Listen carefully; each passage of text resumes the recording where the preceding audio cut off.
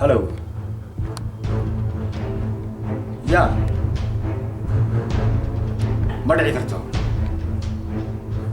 هذا يكون من أساس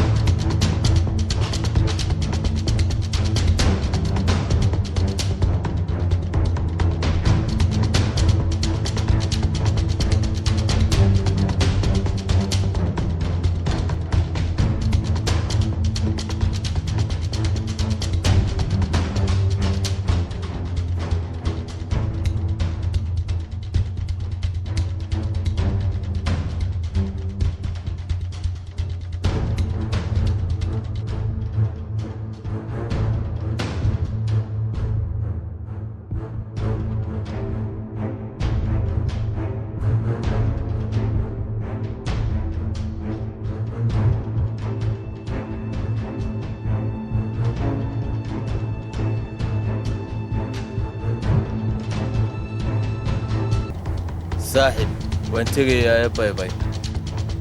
حقيبة يا صاحب صاحب وحن يا ميل كستو ان كهلا يوم مستقبل فايا ماي صاحب iga tagi maysid dadku jecel ka tagi maysid ha ku fakirin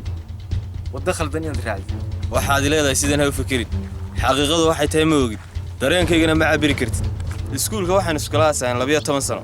jaamacaddana 5 sano muddo 17 sano waxaan ku wada fikiraynaa mustaqbal faya laakiin adiga riyadaadii waxa ku rumeeyay wasaaradda uu jooga adeerka balse anigu rajo ku noolayaanahay صاحب haddii aad maanta dhulkeena aad ka tagtid waxaad tagaysaa dhul aan laga ixtiraamin صاحب waxaad u tagaysaa dad aad ka qiimo hoosaysid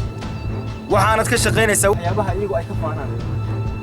waana ogahay saaxiibtana aad sheegaysid laakiin waddo kale ayaanay bannaanayn may صاحب waxaad moodaysaa in waayaha qallafsan kaligaa ku haystaan صاحب dunidan dabeecadda adag waqtigeedana uu ka kan yahay waxa kula qaba jiilka maanta صاحب nool saaxiib sanadkan waxa jaamacadda ka qalin jabay raba kii hoos iga yaraa walaashay oo koriga weynna waxay ka qalin jabisay 2 sano ka hor dhammaanteena waxaan isku soo gaarnay guriga waxaan ka soo wada toosnaa hooygii aabba iyo hooyo ay nagu soo koriyeen waxaanay ahayd inay xoogayga maalaan maanta laakiin waan ka xumaysaa iskadgadiga nolosha ayaa hadba qof saacida صاحب adna waad si gaari doontaa riyooyinkaaga tani waa aragtidiisii kan dambeysay saaxiib qisooyinka geeska Afrika ku gadaamanaya ay dabray waxa waaqaca yaala iyo aragtideenu saaxiib aad bay kala duwantay boqolkiiba 70 ayaan bulshadeena ka nahay saaxiib waxaan naajiil la hilmaamay صاحب waad ogtay saaxiibkeenayga nagu qaaliga ahaa isla markaana ku halaagsanay badaha bilan xariista ah mana doonaya صاحب